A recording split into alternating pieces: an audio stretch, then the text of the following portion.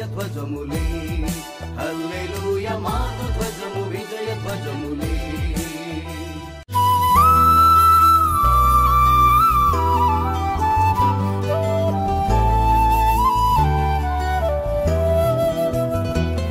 ఈ జకరియా ప్రవక్తకి 8 దర్శనాలు. ఇది 8 దర్శనాలు దేవుడు ఎందుకు చూపించాడు అని అంటే, ప్రతి దర్శనానికి ఒక అర్థాన్ని దేవుడు అతనికి చెప్తూ నీకు ఇది అర్థమవుతుందా అని అడుగుతాడు ఆయన. నాకు అర్థం అవ్వట్లేదయ్యా అంటాడు. అప్పుడు ఈయన అర్థం అవ్వట్లేదు అంటే అర్థమయ్యేటట్లు దర్శన రీతిగా చెప్పాడు కొన్ని సందర్భాల్లో మీరు చదువుతున్నప్పుడు క్రిందే దాని ఆన్సర్ అక్కడ వచ్చేస్తూ ఉంటుంది మీకు చదువుతూ ఉన్నప్పుడు. ఇప్పుడు మీరు ఈ గుర్రాల గురించి ఏం చెప్పాడు ఆయన? లోకమంతా ప్రశాంతంగా ఉంది, గుర్రపు రౌతులు లోకమంతా తిరిగి, ప్రస్తుతం రాజ్యాలన్నీ చాలా కామ్గా కూల్గా ఏ యుద్ధాలు లేకుండా ప్రశాంతంగా ఉంది అని ఆ గుర్రాలు వచ్చి రిపోర్ట్ చెప్తూ ఉన్నాయంట. ఇంకా కొమ్ముల గురించి రాయబడి ఉంది కదా, ఆ కొమ్ములు ఇజ్రాయేలు కంట్రీ మీదకి దండెత్తినటువంటి రాజ్యాలకి సాదృశ్యంగా ఉన్నాయంట. ఇంకోటి స్త్రీ బుట్టలో మోసుకొని పోతుంది అని చదివాం కదా మనం. అది 2 చోట్ల ఉంటుంది ఆ విషయం. ఆ స్త్రీ ఏంటంటే తిరుగుబాటు చేసినటువంటి ఇజ్రాయేలీలకి సాదృశ్యంగా ఉంది. ఈ ఇజ్రాయేలీల్ని బుట్టలో కూర్చోబెట్టుకుని చెర తీసుకుని పోయారు కదా, ఆ రాజ్యాలన్నిటికీ కూడా చెరలోనికి ఈ స్త్రీ వెళ్ళిపోతుంది. అంటే అది ఇజ్రాయేలు కంట్రీకి సాదృశ్యంగా ఉందన్నమాట ఆ స్త్రీ. ఆ దర్శనాన్ని వివరించడానికి జకర్యాకి ఆ దర్శనాన్ని చూపించాడు దేవుడు. తర్వాత ఎగిరిపోతున్న పుస్తకం గురించి చూపిస్తారు ఇంకొక చోట. అది క్రొత్త యెరూషలేము కట్టబడడం గురించి చూపించిన దర్శనం. యెహోషువ మలిన వస్త్రాల గురించి చదివాను కదా 3వ అధ్యాయంలో. యెహోషువ ఎవరు చెప్పాను లాస్ట్ వీక్ మీకు. యెహోషువ ఎవరండి? సూర్యుడిని చంద్రుడిని ఆపాడు ఆయనేనా? కాదు కదా, వెరీ గుడ్. ఇక్కడ చదువుతూ ఉన్నప్పుడు చాలామంది యెహోషువాలు ఉంటారు, చాలామంది జకర్యాలు ఉంటారు. బైబిల్లో 30 మంది జకర్యాలు ఉన్నారు. ఇప్పుడు జకర్యా అంటే ఎంతమంది జకర్యాలు ఉన్నారో చూసారా మీరు? కాబట్టి ఇక్కడ చాలామంది ఉంటారు. యెహోషువ, ఇక్కడ ఉన్నటువంటి యెహోషువ ఎవరు అని అంటే యాజకుడు. ఇజ్రాయేలీలకి ఆయన యాజకుడిగా ఉన్నాడు. ఆయన జెరుబ్బాబేలు అయినటువంటి గవర్నర్ యొక్క ఆధ్వర్యంలో యెరూషలేము మందిరాన్ని కట్టించడానికి వాళ్ళిద్దరిని ఇక్కడికి పంపించారు దేవుడు. వాళ్ళ ఆధ్వర్యంలో యెరూషలేము మందిరము కట్టబడుతుంది. ఇప్పుడు దర్శనంలో ఏం చూస్తున్నాడు జకర్యా? మలిన వస్త్రాలు ధరించుకున్న యెహోషువాని చూస్తున్నాడు. యాజకుడు ఎప్పుడైనా మలిన వస్త్రాలు వేసుకుంటాడా? వేసుకోకూడదు కదా. మలిన వస్త్రాలు అసలు మలినమైన దాన్నే ముట్టుకోకూడదు. మలిన వస్త్రాలు వేసుకొని యెహోవా సముఖములో నిలవబడిన యెహోషువాను చూపిస్తూ ఉన్నాడు. ఎవరికి? జకర్యాకి దేవుడు. ఆయన దేనికి సాదృశ్యంగా ఉన్నాడంటే ఇజ్రాయేలీలందరూ కూడా పాపం చేసి చెడిపోయి తప్పిపోయారు కదా, వాళ్ళకి రిప్రజెంట్ చేస్తూ వాళ్ళని అంటే చూపిస్తూ, అంటే మొత్తం ఇజ్రాయేల్ కంట్రీని అంతటినీ యెహోషువలో చూపిస్తున్నారు అక్కడ. ఆయన యాజకుడు, ఆయన మలినమైపోయి ఉన్నాడు. ఆయన వస్త్రాలన్నీ మురికి పట్టేసి ఉన్నాయి. అప్పుడు ఆయన మలిన వస్త్రాలు, దూత వచ్చి అతని మలిన వస్త్రాలు తీసివేయండి అంటున్నాడు. ఈయనతో మాట్లాడుతున్న దూత అని రాయబడి ఉంది. దూతకి మామూలుగా అంత రైట్స్ ఉండవు. దూతలు ఎలాంటి వాళ్ళంటే మెసెంజర్స్ అంతే. పరలోకం నుంచి వచ్చి నువ్వేం చేస్తున్నావు, నీకు ఒక కుమారుడిని నువ్వు కంటావు అని చెప్తుంది అంతే ఆవిడ. అంతే తప్ప కనడానికి ఈ దూత శక్తి ఇవ్వడానికి ఎంత మాత్రం కూడా వీలు లేదు. అంటే ఒక మెసేజ్ చెప్పడానికి, మన తరఫున యుద్ధం చేయడానికి, మన తరఫున మనకి కావలిగా ఉండడానికి మనకి పరిచారకులుగా దేవుడు దూతల్ని ఇచ్చారు. ఇది జ్ఞాపకం పెట్టుకోండి. ఇక్కడ జకర్యాతో మాట్లాడుతున్న దూత మాత్రం యేసుక్రీస్తు ప్రభువారు. హల్లెలూయా చెప్పండి. దూత అని మెన్షన్ చేసిన ప్రతి చోట కూడా ఆయన యేసుక్రీస్తు ప్రభువారు అన్నమాట. ఇక్కడ ఆయన ఏమంటున్నాడంటే ఇతని మలిన వస్త్రాలని తీసేయండి. అప్పుడు మలిన వస్త్రాలను తీసివేసినప్పుడు ఆయనకి మంచి ప్రశస్త వస్త్రాలు తొడగమన్నాడు. ఆ తరువాత తల మీద తెల్లని పాగా పెట్టమన్నాడు. హల్లెలూయా. ఇది దేనికి సాదృశ్యంగా ప్రభు చూపిస్తున్నారంటే ఇజ్రాయేల్ కంట్రీ అంతా కూడా ఇలాగా మలినమైపోయింది, అపవిత్రమైపోయింది, చెడిపోయారు, వాళ్ళు పాడైపోయారు, నాకు విరోధంగా అయిపోయారు. ఇప్పుడు నా కృప, తలపాగా దేనికి సాదృశ్యం అండి? ఆయన కృప. హల్లెలూయా. ఆయన కృప, ఆయన యొక్క కనికరము ఇలాగా ఇజ్రాయేలు ప్రజల మీద నేను మరలా రెస్టోర్ చేయబోతున్నాను ఈ కంట్రీని. అంటే ఏంటి? తిరిగి పునరుద్ధరించబోతూ ఉన్నాను. హల్లెలూయా.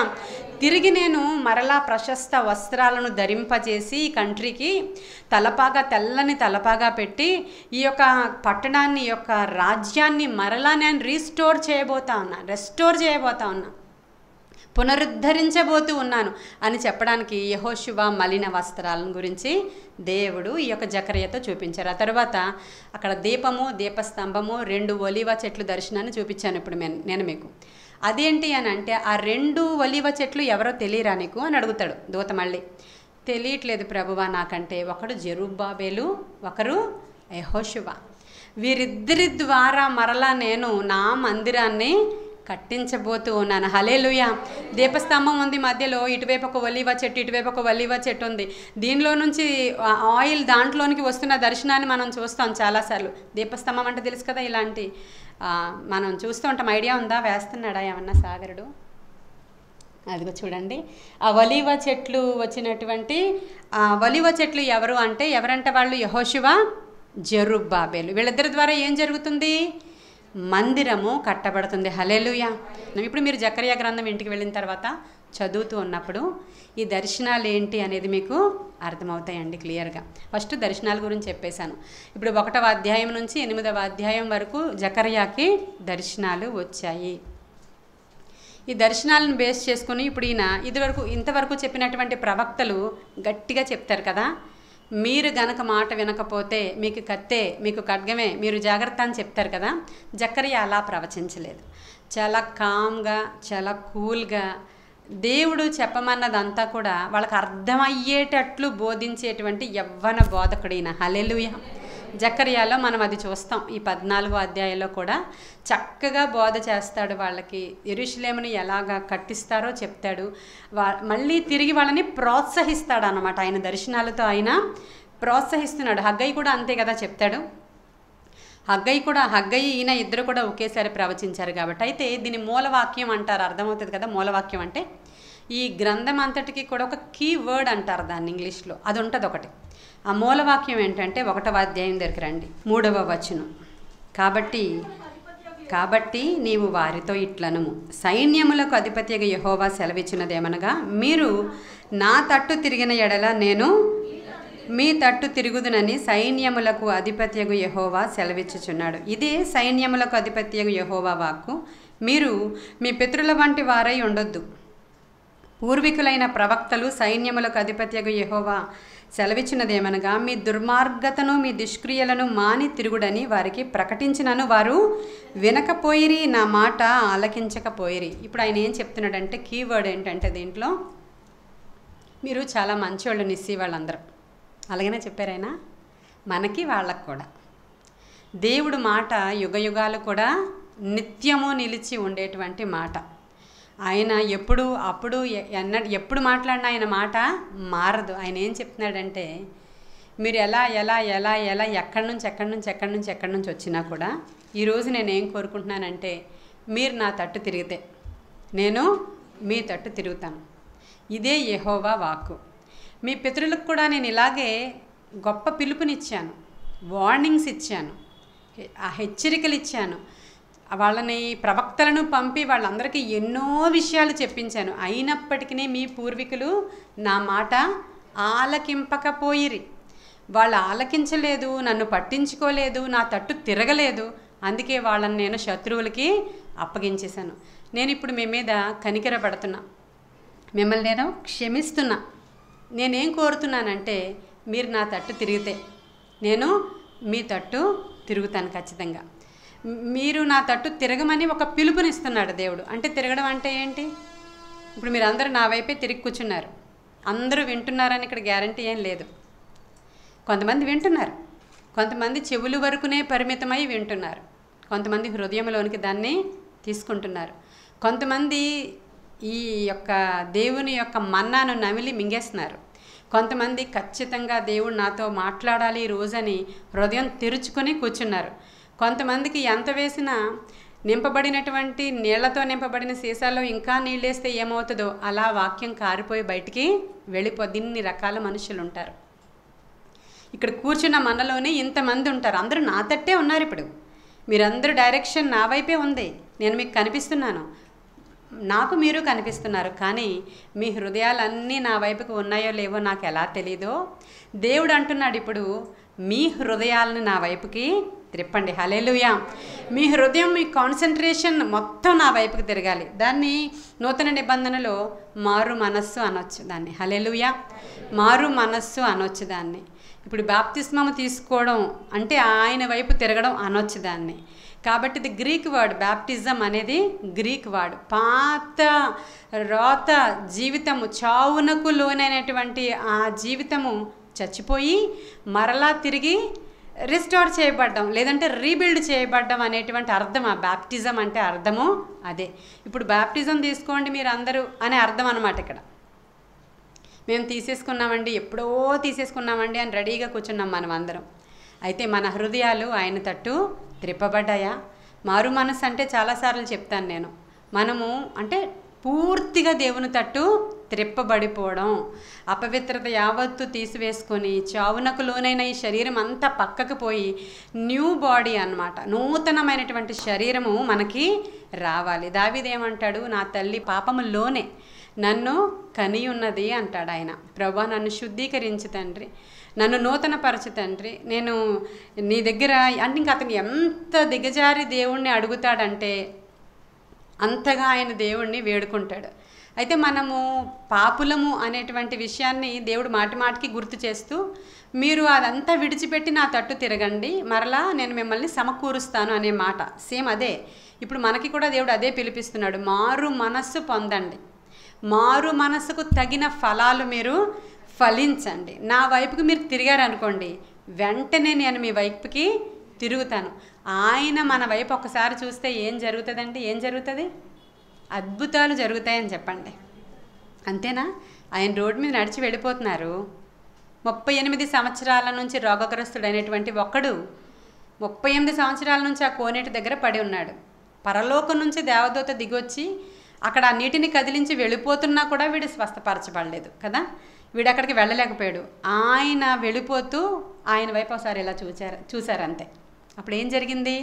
38 సంవత్సరాల నుంచి వాడు ఆ బెడ్ మించి లేవలేని వాడు లేచి వాడు పరుపు వాడే నెత్తి మీద పెట్టుకుని నడిచి వెళ్ళిపోయాడు. హల్లెలూయా! యేసయ్య మన వైపు చూస్తే జరిగేది అదే. ఎన్ని సంవత్సరాల నుంచి నీ పరిస్థితి అదే స్థితిలో ఉండిపోయినా సరే, ఎన్ని సంవత్సరాల నుంచి ఇంకా లోబడనల్లని సమస్యలు నిన్ను వెంటాడుతున్నా సరే, ఎన్ని సంవత్సరాలైనా సరే నీ బ్రతుకు అంతే అని ఉండిపోయినా సరే, ఎన్ని సంవత్సరాలైనా సరే మనలో మార్పులు రాకపోయినా సరే, ప్రభువు కానీ మన తట్టు తిరిగి ఆయన కనుదృష్టి మన మీద పడింది అంటే మనం ఆశ్చర్యమైన రీతిగా క్రొత్తగా మార్చబడిపోతామండి. సమరయ స్త్రీ వైపు తిరిగాడు ఆయన. మిట్ట మధ్యాహ్నం 12 గంటల వేళ అందరూ కూడా శిష్యులు అంటున్నారు, అయ్యా మేము వెళ్ళి అక్కడ మనం తినడానికి ఏమైనా తీసుకొస్తాం, మీరు ఎక్కడ ఉంటారు అంటే, నేను ఈ బావి దగ్గరే ఉంటాను. ఎందుకని? ఆయన ఎవరినో చూడాలనుకుంటున్నాడు ఆ రోజు. ఎవరెవడా? సమరయ స్త్రీ. అప్పటి వరకు ఆవిడకి హృదయంలో తృప్తి లేదు, శరీరానికి తృప్తి లేదు, మనసులో తృప్తి లేదు, కానీ బైబిల్ అంతా తెలుసు ఆవిడకి. తెలుసా లేదా చెప్పండి? యోహాను సువార్త 2-3 అధ్యాయాలు మీరు చదవండి. ఆ నికోదేముకు ఎంత తెలుసో ఈవిడికి అంత తెలుసు అన్నట్లు మనకు అనిపిస్తుంది. అక్కడ నికోదేము దేవుడి దగ్గరికి వచ్చి విషయాలు అడుగుతాడు. నికోదేము అడిగితే ప్రభువు క్లారిటీ ఇవ్వలేదు ఆయనకి. ఆయన ఎవరు? నికోదేము అక్కడ సన్హెడ్రిన్ సభలో ప్రముఖుడు, అంటే దేశానికి ప్రముఖుడు ఆయన. ఆయన వచ్చి ప్రభువుని అడిగితే పైన చెప్పారు ఆయన. అది కూడా తెలీదా నీకు అని పైన చెప్పారు ఆయన. ఈ సమరయ స్త్రీ వచ్చినప్పుడు ఆమెతో డెప్త్లో మాట్లాడుతున్నాడు. అంటే ఈక్వల్గా మాట్లాడుతుంది, ప్రభువుతో సమానంగా మాట్లాడుతుంది ఆ స్త్రీ. అంతే, ధర్మశాస్త్రం అంతా తెలుసు ఆవిడకి. ఆవిడకి ఎన్నో బావిలు ఉన్నాయి వాళ్ళ ఊరిలో, కానీ ఆవిడ ఏ బావిలో నీరు చేదుకోదంట. ఎందుకని? యాకోబు బావి దగ్గరికే వెళుతుంది. మనకి కొన్ని సిస్టమ్స్ ఉంటాయి. అంటే దేవుని మందిరానికి వచ్చేటప్పుడు ఇలా ఉండాలి, అలా ఉండాలి, శుక్రవారం అయితే మేము ఇలాగే తలస్నానం చేసి ఉపవాసం ఉండాలి, మేము అంటే కొన్ని సిస్టమ్స్ ఫాలో అవుతూ ఉంటాం, బైబిల్స్ని ఫాలో అవుతూ ఉంటాం. మళ్ళీ సిస్టమ్ని మార్చినా మనకు ఎంత మాత్రం ఇష్టం అవ్వదు. ఎలాగో ఆవిడ ధర్మశాస్త్రాన్ని ఫాలో అవుతుంది. మా పితరులు ఇక్కడ బావిని తవ్వించారు. ఇది చాలా ఏన్షియంట్ బావి. ఇది ఈ బావిలో నీళ్లు మాత్రమే నేను త్రాగాలి, కాకపోతే అందరూ చూస్తుండగా నేను వెళ్ళలేను, నాకు కొంచెం మంచి పేరు లేదు ఈ ఊరిలో. కాబట్టి మిట్ట మధ్యాహ్న వేళ నేను అక్కడికి వెళ్ళి ఈ యాకోబు బావి ఎంతో లోతైనా దీంట్లో నీళ్ళే చేదుకోవాలి అని నియమనిష్టలు కలిగి ధర్మశాస్త్రము జ్ఞానము కలిగినటువంటి ఆ స్త్రీ అయినప్పటికీ ఆవిడ జీవితం బాగోలేదు. మనము అనేక సందర్భాల్లో బైబిల్ అంతా తెలుస్తుంది, మంచిగా ఏ రోజు మానకుండా చర్చికి వస్తాము, మంచిగా అన్ని విషయాల్లోనూ దేవునికి ఉంటాము, మారు మనసు పొందాము అని అనుకుంటాము, బాప్తిస్మం తీసుకుంటాం, ఇంకా వీలైతే సంఘ కార్యకలాపాలలో మనం పార్టిసిపేట్ చేస్తూ ఉంటాం. కానీ ఆయన వైపు తిరిగేటువంటి నైజం మనలో ఉండకపోవచ్చు. ఒకసారి పరిశీలించుకోవాలి. ఈరోజు ఆవిడకి అన్నీ ఉన్నాయి అక్కడ, కానీ గుణం లేదంటారు కదా. ఇప్పుడు ఆవిడకి అక్కడ సాటిస్ఫాక్షన్ లేదు ఆవిడకి. అప్పటికే ఎంతమంది భర్తలు ఉన్నారు ఆవిడకి? 5 ఉన్నారు ఆవిడకి. మరి వాళ్ళందరూ చనిపోయారు అనుకోవాలి మరి మనం, లేకపోతే ఏమైందో తెలీదు. ఇంకొక వ్యక్తితో ఆవిడ కాపురం ఉంటుంది, వాడు తన భర్త కాదు అని రాయబడి ఉంది అక్కడ. ఆ ఉన్న అతను ఆమె భర్త కాదు అంటే అర్థం ఏంటి? ఇంకా మనం దాన్ని ఎలాబరేట్ చేసుకోవడం అనవసరం. అటువంటి స్త్రీ దగ్గరికి ఆయన కనుదృష్టి పడింది. హల్లెలూయా. ఆవిడ ప్రభువుతో మాట్లాడిన తర్వాత ఈయన మెస్సయ అని తెలిసిపోయిందండి ఆవిడకి. హల్లెలూయా. ఈరోజు మనం మెస్సయ అనేటువంటి అంశం ఇక్కడ జకర్యాలో కనబడుతుంది మీకు. ఈ మెస్సయ వస్తాడు, మెస్సయ రాజ్యము, మిలేనియం, ఈ మాటలన్నీ జకర్యా రాస్తా ఉన్నాడు. ఇవన్నీ ఈయనే మెస్సయ అని ఆవిడ గ్రహించేసిందండి. యూదులు గ్రహించలేకపోయారు, శాస్త్రులు గ్రహించలేకపోయారు, పరిచయులు గ్రహించలేకపోయారు, పెద్ద పెద్ద ఈ యొక్క లేఖనాలను అధ్యయనం చేసిన వాళ్ళు గ్రహించలేకపోయారు. ఒక్క మాటతో ఈవిడ గ్రహించేసింది ఈయన మెస్సయ అని. హల్లెలూయా. చూసారా ఆవిడ ఎంత షార్ప్గా ఉందో? అయినప్పటికీ ఆవిడ జీవితంలో ఒక కొదువ ఉండిపోయిందండి. ఇప్పుడు ఏం జరిగింది? ఆమె ప్రభు తట్టు తిరిగింది. హల్లెలూయా. ప్రభు ఆమె తట్టు చూడగా జీవితం మారిపోయి, నేను చెప్తాను, 1 గంట కాలంలో ఆవిడ యొక్క ప్రొఫెషన్ మారిపోయింది. 1 గంట టైంలో ఆమె డిజిగ్నేషన్ మారిపోయింది. 1 గంట టైంలో ఆవిడ పేరు కూడా మారిపోయింది. గంటే. మీరు ఆలోచిస్తున్నారు, మీరు కానీ ప్రభు వైపు తిరిగితే 1 గంటలో నీ జీవితాన్ని మార్చి చూపిస్తాడు. హల్లెలూయా. 1 నిమిషంలో నువ్వేంటో ప్రూవ్ చేస్తాడు దేవుడు. నీ స్టేటస్ మారిపోతుంది, 1 గంటలో మారిపోతుంది. ప్రియమైన దేవుని బిడ్డ, ఆవిడ అక్కడికి వచ్చేటప్పటికి చెడ్డ స్త్రీ, ఆవిడ అక్కడికి వచ్చేటప్పటికి 5 భర్తలు కలిగినటువంటి స్త్రీ, ఆవిడ అక్కడికి వచ్చేటప్పటికి అసలు వాల్యూ లేని స్త్రీ. ఆ గంటలో ట్రాన్స్ఫర్మేషన్ అయ్యింది. ఆవిడకి గొప్ప చేంజ్ వచ్చింది. ఎప్పుడైతే మెస్సయ్య అని గమనించిందో, నేను వెళితే ఊరిలో ఎవరు మాట్లాడరని ఆవిడ అనుకోలేదు. ప్రభు ఆవిడ తట్టు తిరిగాడు కనుక ఆవిడ ఒక అగ్ని కణికగా మారిపోయింది. హల్లెలూయా. ఆవిడ పరిగెత్తుకుని వెళుతుంది ఊరిలోనికి, కొండ అక్కడ విడిచిపెట్టేసింది. పరిగెత్తి వెళ్ళి, రండి నేను మెస్సయ్యను కనుగొన్నాను, రండి నేను మెస్సయ్యను కనుగొన్నానని ఇంటింటికి వెళ్ళి చెప్పింది. ఊరంతటికీ సువార్త చెప్పేసిందండి 1 డేలో ఆవిడ. అందరినీ ప్రభువు దగ్గరికి తీసుకొచ్చింది. ఇప్పుడు నీ పని నా పని ఏంటి చెప్పండి? అందరినీ ప్రభువు దగ్గరికి తీసుకుని వెళ్ళాలి. మరి తీసుకుని వెళ్ళామా? ఎప్పుడైనా ఎవరైనా తెచ్చామా ఇక్కడికి? ఎవరినైనా తీసుకొచ్చారా? ఎవరినైనా ఇక్కడికి దేవుని మందిరానికి నడిపించామా? ఎవరినైనా రక్షణలోనికి నడిపించామా? ఎవరినైనా రక్షించామా? ఎవరికైనా సువార్త చెప్పామా? ఈవిడ గంటలో ఆవిడెవరిప్పుడు? సిస్టర్. ఆవిడెవరండి ఇప్పుడు? పాస్టర్. ఆవిడెవరండి? ప్రీచర్. హల్లెలూయా. వీటన్నిటికీ ఒకటే పేరు, బోధకురాలు. ఆవిడ ముందు ఆవిడ వెనకాల మారిపోయింది అంతే టైటిల్ అంతా. గంటలో ప్రభువు మన వైపు కానీ చూస్తే మన జీవితాలు ఇలా ఉంటాయండి. అంటే అర్థం చేసుకోండి, ఇంకా మన వైపు అయినా చూడలేదేమో. అదే పిలిపిస్తున్నారు ఈ రోజైనా. నీవు నా తట్టు తిరిగితే నేను నీ తట్టు తిరుగుతా. తిరిగితే ఏం జరుగుతుందో నీకు తెలియదు, నాతో పెట్టుకుంటే ఏం జరుగుతుందో నీకు తెలీదు. అద్భుతాలు చేసి చూపిస్తాను నీకు అంటున్నాడు. హల్లెలూయా. ఆయన వైపు తిరిగిన వారు గొప్ప గొప్ప కార్యాలు చేశారండి. ఆయన వైపు తిరిగిన వారు గొప్ప గొప్ప సూచక క్రియలు చేశారు. ఆయన హత్తుకున్నవారు వెరీ వెరీ ఇంపార్టెంట్ పర్సన్గా, అంటే విఐపీలుగా ఉన్నారు ఈరోజు మనకి. ఆయన అంటే బైబిల్ గ్రంథం గురించి మాట్లాడుతున్నాను నేను. ఆయన హత్తుకున్నటువంటి దానియేలు దేశానికి ప్రధానమంత్రి, అవునా కదా? ఆయనని హత్తుకున్నటువంటి యోసేపు ఆ దేశానికి ప్రధానమంత్రి. ఆయనను గూర్చి తెలుసుకున్నటువంటి ప్రొఫెషనలిస్ట్గా అంటే ఆవిడ ప్రొఫెషనే వేశ్య. ఒక ఆవిడ, ఎవరావిడ? రాహాబు. కానీ ఆవిడ ప్రభు వైపు తిరిగిందంట. వెంటనే ఆవిడ డిజిగ్నేషన్ మారిపోయింది. సల్మాను అనేటువంటి యూదుడు పెళ్లి చేసుకున్నాడండి. హల్లెలూయా.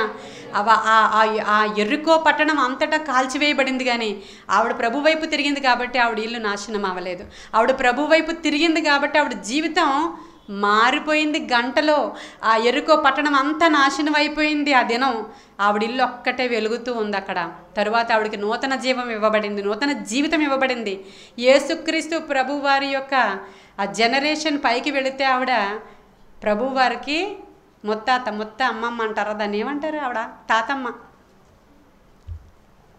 అక్కడ జనరేషన్లో ఉందండి. అక్కడ నుంచి ప్రభువు యొక్క గోత్రాలు స్టార్ట్ అవుతుంది అక్కడ. ఎంత అద్భుతంగా రాహాబును దేవుడు మార్చుకున్నాడు. కారణం ఏంటి? నువ్వెవరివైనా సరే ఈరోజు ప్రభువు తట్టు గనుక నీవు తిరిగితే చాలు, నీ జీవితాన్ని అయినా మార్చేస్తాడంతే. ప్రభు తట్టు తిరగడం అంటే అది. మేమందరం మీ వైపే కూర్చున్నాం కదండి, కాదండి. అది ప్రభు వెట్టివాడో మనం అట్టివారముగా మార్చబడాలి. మరలా తిరిగి ఆ స్త్రీ తప్పు చేసిందని కానీ, ఆ తర్వాత ఈయన దగ్గరికి వచ్చిన వాళ్ళు, ఇప్పుడు జక్కయ్య ఉన్నాడు, పొట్టి జక్కయ్య, జక్రయ్య కాదు, జకర్యా కాదు, జక్కయ్య, అతను వేరు. ఇది జకర్యా కదా మనం ఇప్పుడు మాట్లాడుకుంటున్నది, జకర్యా. ఇప్పుడు నేను మాట్లాడుతున్నది మరలా జక్కయ్య. ఆయన ఏం చేశాడు, ఒకరోజు ప్రభువును చూడగోరి, ఇప్పుడు మనం ప్రభువును చూడాలనుకుంటే ఏమవ్వాలి, ఆయన చూడగోరి చెట్టు ఎక్కాడు. ఆయన మేడు చెట్టు మీద కూర్చున్నాడు. ఆయన ప్రభువు కూడా వెళుతున్నారు. ఇప్పుడు ప్రభువు కూడా ఆయన్ని చూడాలి అనుకున్న వారిని ఆయన చూడాలనుకుంటున్నారు. హల్లెలూయా. ఆయన వైపు తిరగాలనుకున్న వారి వైపు ఆయన తిరగాలనుకుంటున్నారు. ఆయన్ని చూడాలనుకున్న వారి వైపు ఆయన చూడాలనుకుంటున్నారు. ఎంత మంచి దేవుడు అండి మన దేవుడు. అప్పుడు జక్కయ్య అనుకున్నాడంట, ఏదో నాకు యేసుప్రభు అందరూ మాట్లాడుకుంటున్నారు, యేసు అంట, ఆయన వైపు నేను ఒకసారి ఆయన చూద్దాం అనుకుని మామూలుగా వచ్చి గుంపులో అందరిలో కలిసిపోయి చూస్తే ఆయనకి కొంచెం పరువు నష్టం అవుతుంది. ఎందుకంటే అక్కడ ఆఫీసర్, ఆయన ఇన్కమ్ ట్యాక్స్ ఆఫీసర్, కమిషనర్, ఆయన ఇన్కమ్ ట్యాక్స్ కమిషనర్ ఈ రోజుల్లో డిజిగ్నేషన్. ఆయన అందరిలో లాగే తోసుకొని వచ్చేస్తే బాగోదు, ఎవ్వరు చూడకుండా చూద్దాము, నాకు చూడాలనిపిస్తుంది ఎందుకు అని. మనిషి పరంగా చూస్తే మంచోడు కాదు, అసలు హింస పెట్టి మరీ ట్యాక్స్ కలెక్ట్ చేస్తాడు, వడ్డీ వ్యాపారాలు చేస్తాడు, భయంకరంగా డబ్బులు గుంజుతాడు. అందరి దగ్గర 100 రూపాయలు అయితే 10,000 తీసుకుంటాడంట. అంత క్రూరుడు. అటు తీసుకొచ్చి గోడల్లో పెట్టేసి డబ్బులన్నీ దాచేశాడు, ఇల్లంతా దాచేశాడు డబ్బులన్నీ. ఆయనకి ఎందుకో యేసును చూడాలనిపించింది. ఆయన చెట్టు ఎక్కితే ప్రభువుకి కూడా ఆయన్ని చూడాలనిపించింది. కరెక్ట్గా చెట్టు దగ్గర ఆగారు ప్రభు. ఆగి జక్కయ్య చెట్టు దగ్గర అన్నాడు. ఆయన అనుకుంటున్నాడు, నేను ఎలా కనిపించాను ఈయనకి, అసలు నా పేరు ఎలా తెలుసు ఆయనకి. నీ పేరు ఎలా తెలుసు అంటే, నువ్వు ఎప్పుడైతే ఆయన వైపు తిరగాలి అనుకుంటావో అప్పుడే నీ గురించి అంతా తెలిసిపోద్ది ఆయనకి. హల్లెలూయా. నువ్వు ఇప్పుడు ఈరోజు ఆలోచించు, ప్రభా నేను కంప్లీట్గా నీ వైపు తిరిగిపోతాను ప్రభా, నేను కంప్లీట్గా, నాకు ఇంకా వేరే ఏ అదర్ అవగేషన్స్ లేవయ్యా, నా కనుదృష్టి అంతా నేను నీ వైపే చూడాలనుకుంటున్నాను ప్రభా. నేను ఈరోజు డిసైడ్ అయిపోతున్నారా ఇక్కడ ఉన్నవాళ్ళు? అయిపోండి, మీరు డిసైడ్ అయిపోండి. నేను ఈరోజు డిసైడ్ అయిపోతున్నాను, ఇంకా నాకు ఏమీ కనిపించదు నా కంటికి, నీవే కనిపిస్తావయ్యా. హృదయ శుద్ధి గలవారు ధన్యులు, వారు ఆయనను చూచెదరు. నువ్వు చూడాలి ఆయన్ని అనుకుంటే నీ హృదయము శుద్ధిగా ఉండాలి. ఇంకొక విషయం, నువ్వు చూడాలి అనుకుంటే ఆయన నీ వైపు చూశాడంటే నువ్వు మారిపోతావు అంతే. ఇప్పుడు ఈ జక్కయ్య మారిపోయాడండి. ప్రభు అన్నాడు, జక్కయ్య దిగిరా అన్నాడు. ఎలా దిగాడో తెలియదు, దెబ్బలు కూడా తగిలుంటాయేమో. ఎందుకంటే కష్టపడి ఎక్కాడు, ఎవ్వరు కనబడకూడదని మేడి చెట్టు మధ్యలో కూర్చున్నాడు. దిగు అన్నప్పుడు ఫాస్ట్గా దొరిలేశాడంట, అతను ఫాస్ట్గా దూకేశాడంట. ఆ కంగారుకి పేరు ఎలా తెలుసు అనే కంగారుకి, నేనెలా తెలుసు అనే కంగారుకి పైనుంచి దూకేశాడు. ఏం తగిలాయో దెబ్బలు మనకు తెలీదు. దిగిన తర్వాత జక్కయ్య నేను నీ ఇంటికి వస్తానంటున్నారు ప్రభు. హల్లెలూయా. నేడు నీ ఇంటికి అంటే నేను చెప్తున్నాను, సింగిల్ డేలో నీ స్టేటస్ మారిపోద్ది అని. మారిపోయిందా ఇక్కడ వీళ్ళందరివి? సింగిల్ డే కదండి అదంతా. 1 hour, హాఫ్ ఎన్ అవర్, 1 నిమిషంలో నీ స్టేటస్ మార్చేస్తాడు ఆయన. నీ ముందు వెనక డిజిగ్నేషన్స్ మార్చేస్తాడు ఆయన. ఎప్పుడు ఉన్నదానివి అలాగే ఉండిపోతున్నావు, ఉన్నదానికంటే డిక్రీజ్ అయిపోతున్నావు అంటే నీ వైపు ఆయన చూడట్లేదు, నువ్వు ఆయన తట్టు కూడా లేవు ప్రియ బిడ్డ. నిజంగానే చెప్తున్నాడు దేవుడు అక్కడ. అలా ఉంటే నువ్వు ఇలా ఉండవు. ప్రభువు జీవితాలని మార్చేస్తాడు, మలిచేస్తాడు. పరమ కుమ్మరి ఆయన పేరు. ఆయన చేతిలోనికి ఒక ఓటు కొండ వెళ్ళిందంటే దాన్ని నూతన కొండగా మార్చేస్తాడు ఆయన. ఆయన చేతిలో ఉన్నాము, మనం ఉండాలని ఆశపడదాం మనం. అసలు ఆ జక్కయ్య ఇంటికి ప్రభు వెళ్ళినప్పుడు, జక్కయ్య నువ్వు ఇలాంటి తప్పులు చేసావని చెప్పారా దేవుడు? అసలు చెప్పలేదా? చెప్పకుండానే ఏమైంది అక్కడ? ఆయన అంటున్నాడు, ప్రభా నేను వడ్డీలకి డబ్బులు ఇస్తాను ప్రభువా, వాళ్ళ దగ్గర ఇంకా లంచాలు ఇలా తీసుకోను నేను. ప్రభా 1 నిమిషం నువ్వు బయట ఉండు, నేనేం చేయాలనుకుంటున్నాను అది 1 నిమిషం బయట ఉండవు అయ్యా. నువ్వు లోపలికి వెళ్ళాడు. ఏం చేస్తున్నాడు అతను? ఎవరి దగ్గరైనా 10,000 తీసుకుంటే 1,00,000 రూపాయలు ఇచ్చేస్తున్నాడట. ఆ రోజు పండగ కదా, వాళ్ళందరికీ త్రిబుల్ ఇచ్చేస్తున్నాడంట. తీసుకున్న వాళ్ళ దగ్గరికి వెళ్ళిపోయి 1,00,000 ఇచ్చేస్తున్నాడంట. అన్నీ ఇచ్చేసిన తర్వాత, ఇప్పుడు నేను తేలికైపోయాను ప్రభువా, ఇచ్చేసాను అందరికీ, ఇక మరలా ఆ జీవితం నా జీవితంలోకి రాదింకా, నేను మారిపోయానయ్యా. అందుకే ప్రభు చెప్తున్నారు, నేడు ఈ ఇంటికి హల్లెలూయా, ఇతడును అబ్రహాము కుమారుడే, నేడు ఈ ఇంటికి రక్షణ వచ్చి ఉన్నది. ఎంత గొప్ప సాక్ష్యం కదా. ఇలా అందరి గురించి మనం చెప్పుకుని వెళ్ళిపోతే బైబిల్లో ఎన్ని క్యారెక్టర్స్ ఉన్నాయో. వీళ్ళందరి గురించి ఎందుకు రాశారు? మన గురించే. యుగాంతమందు మనకి బుద్ధి కలుగుట కొరకు, లేకపోతే ఆ వడ్డీ వ్యాపారస్తుడు అయినటువంటి జక్కయ్య గురించి మనకెందుకండి? ఎందుకు? ఆ రాహాబ్ అనే ఆవిడ గురించి మనకెందుకు? ఆ గోడ మీద ఇల్లు కట్టుకుని ఉన్న ఆవిడ గురించి మనకెందుకు? మనకి బుద్ధి కలుగుట కొరకే. కాబట్టి ఈరోజు దేవుడు మనతో మాట్లాడుతున్నాడు. ఈ జకర్యా గ్రంథము నుంచి ఆయన మనకిచ్చిన పిలుపు ఏంటంటే, నా వైపు తిరగండి, నేను మీ వైపు తిరుగుతాను, అప్పుడు గొప్ప కార్యాలు మీ జీవితంలో జరుగుతాయి. ఇదే మాట చాలా చోట్ల ఉంటుంది కదా, నా గొర్రెలు నా స్వరాన్ని వింటాయి. మీరు అంటే ఇదే అర్థమిస్తుంది. అది మనం ఆయన వైపు తిరిగితే కంప్లీట్గా మన దృష్టి అంతా ఆయన వైపే ఉంటుంది కదా. అప్పుడు ఆయన ఏం చెప్తే అది చేస్తాం, ఆయన ఏం మాట్లాడితే దానికి లోబడతాం. మీరు గొర్రెలు నడిపించుకుని తీసుకుని వెళ్ళిపోతున్నప్పుడు వాటి ఫేసింగ్ అంతా ఎదరికే ఉంటుంది. వాళ్ళ ఎదర గొర్రెల కాపరి నడుస్తూ ఉంటాడు, వెనకాల ఉండడు. మీకు ఐడియా ఉంది కదా, గొర్రెలకి ఎదురుంటాడు కాపరి, మేకలకి వెనకాల ఉంటాడు. ఎందుకని ఒక గొర్రె ఎటు వెళ్తే అన్నీ అట్టే వెళ్ళిపోతుంటాయి, అందుకే వాళ్ళనే గొర్రెలు అంటారు. ఒక గొర్రె ఎటు వెళ్తే, ఒక గొర్రె కానీ పొరపాటున దానికి ఏదో మతి భ్రమించి పక్కకి వెళ్ళింది అనుకోండి, ఈ కాపరిని వదిలేసి ఇవన్నీ వదిలేసి మళ్ళీ ఇలా వెళ్ళిపోతాయి అన్నీ. అందుకే కాపరి చాలా జాగ్రత్తగా ఆ గొర్రెలకి ఎదర కర్ర శబ్దం చేసుకుంటూనో, నోటితో ఏదో శబ్దం చేసుకుంటూనో, మళ్ళీ వెనక్కి చూసుకుని వస్తున్నాయా లేవా అని తిరిగి నడిపించుకుని తీసుకుని వెళుతూ ఉంటాడు. ఆయన మనల్ని అలాగే పోల్చుకున్నాడు. నేను గొర్రెలకు మంచి కాపరిని, నా గొర్రెలు నా స్వరాన్ని వింటాయి.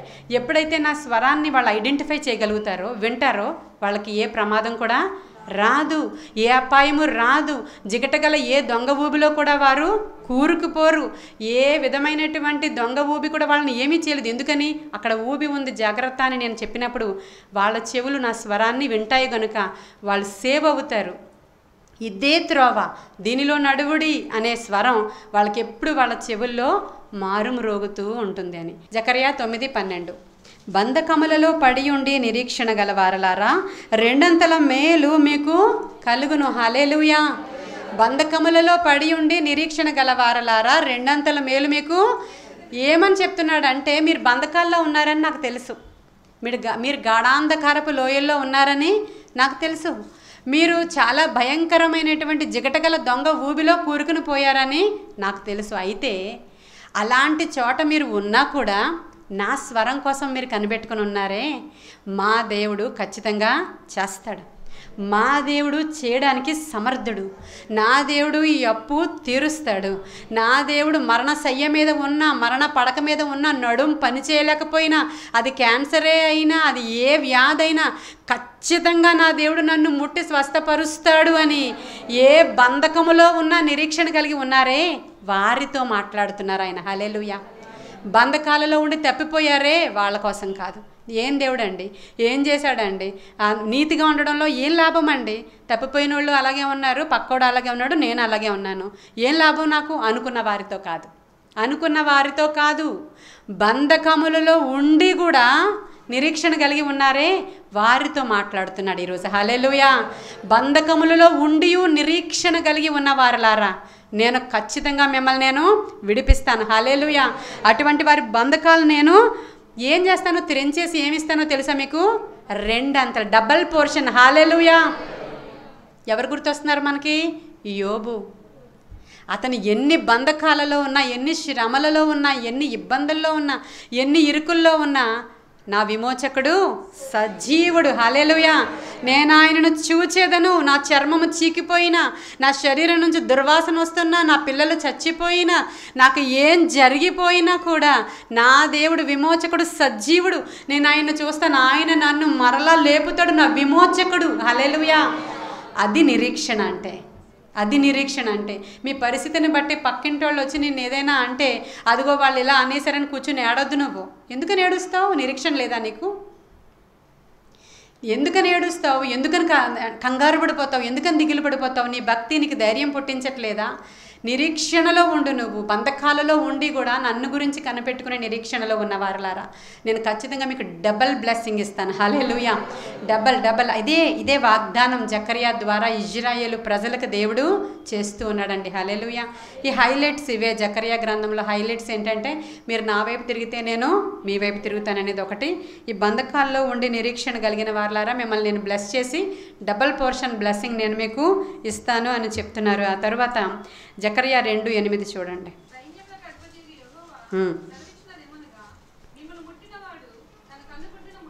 చాలండి, ఎంత గొప్ప వాగ్దానం చేస్తున్నాడంటే తన ప్రజలతో ఆయన. ఒకవేళ ఇప్పుడు నేను నా అండర్లో ఉన్నారు, మీరు నా వైపు మీరు పూర్తిగా తిరిగిపోయారు, మీ వైపు నేను తిరిగాను. ఎవరైనా సరే వచ్చి నిన్ను కానీ ముట్టాడంటే, నీకు హాని చేయాలనుకున్నాడంటే, నీకు కానీ ఏమన్నా అపాయం తలపెట్టాడంటే నిన్ను కాదు ఫస్ట్ ముట్టేది, నా కనుగుడ్డుని. హల్లెలూయా. అంటే దేవుడు ఎంత గొప్ప దేవుడు అంటే, మీరు కానీ పరిశుద్ధంగా ఉండి, పవిత్రంగా ఉండి, నమ్మకంగా ఉండి, దేవునికి నీ ఇంటి వారికి అన్ని విషయాల్లో నువ్వు నమ్మకంగా ఉండి ఆయన వైపు చూస్తున్నావు అనుకో, అప్పుడు నీ పక్షంగా ప్రభువు యొక్క కృప ఎలా ఉంటుందంటే, అసలు నీకు విరోధముగా రూపింపబడిన ఈ ఆయుధం కూడా వర్ధిల్లదు. ఆ మాట ఇక్కడ సూట్ అవుతుంది. అక్కడ నిన్ను ఎవడైనా ముట్టాలంటే ఫస్ట్ నా కనుగుడ్డును ముట్టుకుని నీ దగ్గర రావాలి. ఆయన్ని ముట్టుకున్నా ఏమవ్వదు. మనల్ని ముడితే ఆయనకి ఎలా అనిపిస్తుందంట, ఇక్కడ చిన్న ఇసుక రేణువు పడితే నీకు ఎలా అనిపిస్తుంది, చిన్న డస్ట్ పార్టికల్ వెళ్తే నీకు ఎలా అనిపిస్తుంది, ఆయన కనుగుడ్డుని ఇలా టచ్ చేస్తే ఊరుకుంటాడు ఆయన, నిన్ను ముట్టుకుంటే అంత రియాక్ట్ అవుతాడంట ఆయన. హల్లెలూయా. యెరూషలేముకి ఇస్తున్నటువంటి వాగ్దానం, ఈ దినాన నీకు నాకు ఇస్తున్నటువంటి వాగ్దానం. ఇన్ని బెనిఫిట్స్ ఊరకనే కోల్పోయి దిక్కు లేని వాళ్ళల్లాగా, ఏమీ లేని వాళ్ళల్లాగా, మనకు ఏ సహాయము లేని వాళ్ళలా కూర్చోవడం బాగుందా? పరిశుద్ధంగా ప్రభువు వలె మనం జీవిస్తూ మారు మనస్సు పొంది ఆయన వైపు కంప్లీట్గా టర్న్ అయిపోయి ఆయన బెనిఫిట్స్ అనుభవించడం బాగుంటుందా చెప్పండి నాకు ఈరోజు. బాగుంటుందా అంటే బాగుంటుందని అందరూ చెప్తారు, కానీ హృదయము ఆయన వైపుకు తిప్పడానికి ప్రయత్నం చేయండి. అప్పుడు మన జీవితాలను చూసినప్పుడట అనేక మంది 8 చూడండి ఒకసారి, 8వ అధ్యాయం 23.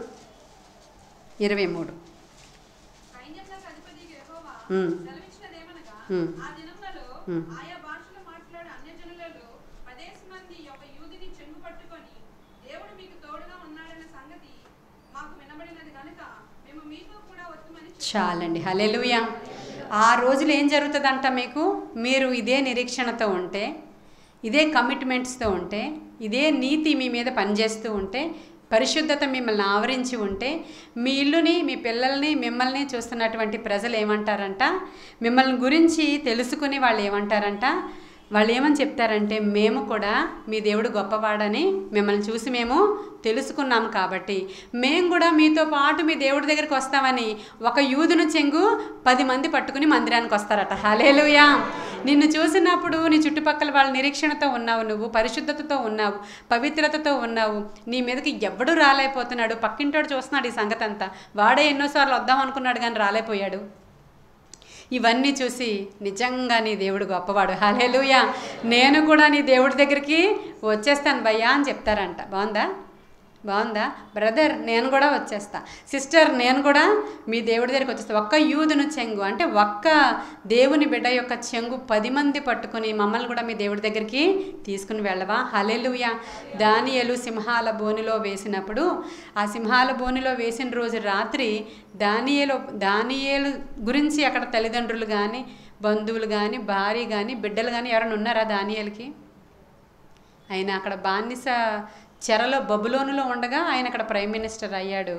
అప్పుడు ఆయన శాసనాన్ని ఫాలో అవ్వలేదు. ప్రేయర్ చేయొద్దు అంటే ప్రేయర్ చేశాడు ఈయన, అందుకని సింహాల బోనులో వేసేశారు.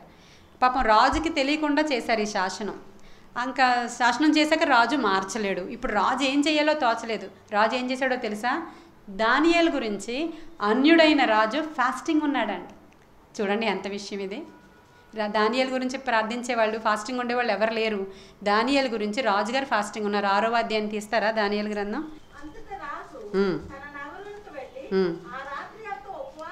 చూడండి, నగరానికి వెళ్ళి రాత్రంతా ఉపవాసం ఉన్నాడంట.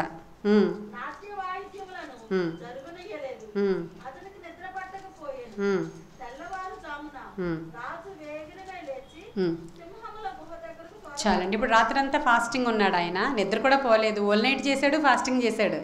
ఇంకా అంటే టైం అయిపోయింది. ఇప్పుడు దానియేలుని ఏ టైం నుంచి ఏ టైం వరకు సింహాల గుహలో ఉంచాలో ఆ టైం వరకు ఉంచాలి. ఈ లోపల సింహాలు తినేసాయి అంటే ఎవరు ఏం చేయలేరు. సింహాలు తినకపోతే ఆయన బయటకు వస్తాడు. ఇప్పుడు రాత్రి ఎప్పుడవుతుందా అని వెయిట్ చేసి ప్రార్థన చేసి ఫాస్టింగ్ ఉండి రాజుగారు ఉదయాన్నే ఫాస్ట్గా సింహాల గుహ దగ్గరకు వచ్చాడు. రాజుగారు వచ్చేసి పిలుస్తున్నాడు. ఏమని పిలుస్తున్నాడంటే, జీవము గల దేవుని సేవకుడవైన దానియేలు, నువ్వు క్షేమంగా ఉన్నావా? నీ దేవుడు నిన్ను రక్షించాడా నాయనా అని పిలుస్తున్నాడు బయట నుంచి. అప్పుడు వెంటనే దానియేలు ఏమంటున్నాడంటే, రాజు చిరంజీవి యగునుగాక. హల్లెలూయా. నా దేవుడు నన్ను రక్షించాడు, ఆయన దృష్టిలో నేను నిర్దోషిగా కనిపించిన కారణంగా నన్ను ఆయన బ్రతికించాడు రాజా అని పలుకుతున్నాడు ఆయన. హల్లెలూయా. ఆయన బయటకు వచ్చిన వెంటనే రాజు ప్రకటిస్తున్నాడు, ఈ ఆకాశంలో కానీ భూమిలో కానీ భూమి కింద కానీ వేరే ఎక్కడ కూడా దానియేలు వంటి దేవుడు ఎక్కడ కూడా లేనే లేడండి. హల్లెలూయా. ఆయనే నిజమైన దేవుడు, ఆయన వైపే సమస్తం తిరగండి అని డిక్లేర్ చేస్తూ ఉన్నాడు. ఇప్పుడు నేనేం చెప్తున్నాను, మనము కానీ ఇంత నిష్టగా ఆయన వైపు ఉంటే ఆ యూదును చెంగు పట్టుకుని 10 మంది వస్తే దేశమంతా దానియేలు దేవుడు గొప్పవాడని తెలుసుకున్నారట. హల్లెలూయా. యూదులను కూడా చూసి ఎస్తేరు గ్రంథంలో ఉంటుంది మీకు, ఎప్పుడైతే శాసనం టర్న్ అయిపోయిందో మార్చేశారో యూదుల దేవుడే గొప్ప దేవుడని అక్కడ ఉన్నటువంటి అనేక మంది అన్యజనాంగము తెలుసుకొని యూదుల దేవుడిని తెలుసుకొని వీళ్ళు యూదుల చెంగు పట్టుకొని వచ్చేసారంట. ఇప్పుడు ఈరోజు జకర్యా గ్రంథం నుంచి దేవుడు చెప్తున్న మాటలు ఎంత బాగున్నాయి చూసారా. మీరు ఈ విధంగా జీవిస్తే, నా వైపు తిరిగితే అనేకుల్ని నా తట్టు త్రిప్పగల సాధనాలుగా మీరు తయారవుతారు. మీకు కంప్లీట్ సెక్యూరిటీ నేను ఇస్తా, ఎవ్వడు మిమ్మల్ని టచ్ చేయలేడు, మీకు నేను ఎత్తైన కోటగా ఉంటాను. ఇంత మాత్రమే కాదు, జెరుబ్బాబేలు నీకు విరోధంగా రూపింపబడిన అడ్డుగా ఉన్నటువంటి ఆ మహా గొప్ప పర్వతం 4:8 ఉంటుంది, జకర్యాలో మాటే అది. నీకు విరోధంగా ఉన్నటువంటి మహా గొప్ప పర్వతమా, చద్దును భూమిగా మారిపోతావు. నీ ముందర ఎలాంటి సమస్య అయినా, ఎంత ఎత్తుగా ఉన్న కొండలాంటిదైనా అది నేలమట్టం అయిపోవునుగాక అంటున్నాడు దేవుడు. ఇట్టి దర్శనాలతో దేవుడు జకర్యాని నింపడం, జకర్యాతో పాటు మనతో కూడా దేవుడు మాట్లాడడం, ఆ మందిరాన్ని రిస్టోర్ చేసి మరలా వాళ్ళు కట్టేశారు. ఎన్ని సంవత్సరాలు పట్టింది మందిరం కట్టడానికి?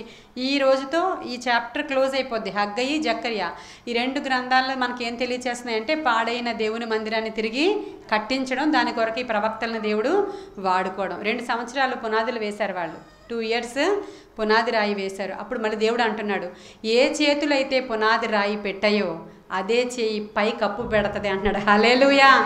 ఏ చెయ్యి అయితే మూలరాయి పునాది రాయి వేసిందో జెరుబ్బాబేలు చెయ్యి, అదే చెయ్యి పై కప్పు పెట్టే వరకు నేను నిద్రపోనన్నాడు దేవుడు. హల్లెలూయా. ఎందుకు ఆ మాట చెప్పాడు? శత్రువులు వచ్చేసి 17 సంవత్సరాలు ఆపేశారు కదా మందిర నిర్మాణం పని, 17 years ఆగిపోయింది. 2 years పునాది, ఆ 17 years తర్వాత మరలా 3 years బిల్డింగ్ కన్స్ట్రక్షన్ చేశారు వాళ్ళు. అంటే ఎన్ని సంవత్సరాలు? 22 సంవత్సరాలు. ఈ లోపల జెరుబ్బాబేల్ గారి వయసు అయిపోవడం, ఆయనకి అనారోగ్యం రావడం, ఆయన వేరే కంట్రీ వెళ్ళిపోవడం ఏమన్నా జరిగిపోతాయేమోనని, వీళ్ళు అలా అనుకుంటారేమోనని, అసలు ఉంటానో లేదో అనుకుంటాడేమోనని జెరుబ్బాబేలు ప్రభువు ప్రాఫెసీ చెప్తున్నారు. ఏమనంటే, వాగ్దానం చేసిన వాడు నమ్మదగినవాడు, జెరుబ్బాబేలు కట్టిస్తాడని చెప్పాడు దేవుడు. అదే జెరుబ్బాబేలు ఎన్ని సంవత్సరాలైనా మూల రాయి పెట్టిన వాడు ఎవడో పై కప్పు కూడా అతనే పెడతాడు. ఇన్ కేస్ అతని ఎదురుగా ఎంత మహా గొప్ప పర్వతం ఉన్నా కూడా అది చదును భూమి అయిపోద్ది అంతే. హల్లెలూయా. ఈరోజు నీకు నాకు ఇస్తున్న వాగ్దానం, ఎంత పెద్ద సమస్య అవని, ఎంత పెద్ద శోధన అవని, ఎటువంటి పరిస్థితులు అవని, నువ్వు మొదలుపెట్టావా అది నువ్వు ఖచ్చితంగా ఫినిష్ చేస్తావు. నేను నీ పక్షంగా ఉన్నాను, నీ ప్రాజెక్ట్ అంతా కంప్లీట్ అవుతుంది అంతే. నువ్వు చేయాలనుకున్నదంతా దేవుడు సక్సెస్ఫుల్గా జరిగిస్తాడు. అది కనుక దేవుడిచ్చిన వాగ్దానం అయితే, అది దేవుని చిత్తం అయితే సుమా, ఏదో ఒకటి మొదలు పెట్టుకుని చేస్తావా అని కూర్చుంటే అవ్వదండి, రెండోదే అవుతుంది. అర్థమవుతుందా? కాబట్టి అది దేవుడిచ్చినదైతే, దేవుని సంకల్పములో ఉన్నదైతే, దేవుని చిత్తానుసారమైనదైతే, ఆయన వాగ్దానం అయితే ఖచ్చితంగా ఆయన నిన్ను మరలా తిరిగి పునరుద్ధరించి ఆశీర్వదించి నీ తల మీద, యెహోషువ తల మీద పెట్టిన కిరీటాన్ని, ఆ మెస్సయ్య వచ్చేటువంటి ఆ 1000 ఏళ్ల పాలనలో ఆయన దగ్గర మనం 1000 ఏళ్ల విందులో పాల్గొనేటువంటి భాగ్యాన్ని ఆయన మనకి ఇస్తాడండి. అట్టి కృప దేవుడు మనకు అనుగ్రహించునుగాక.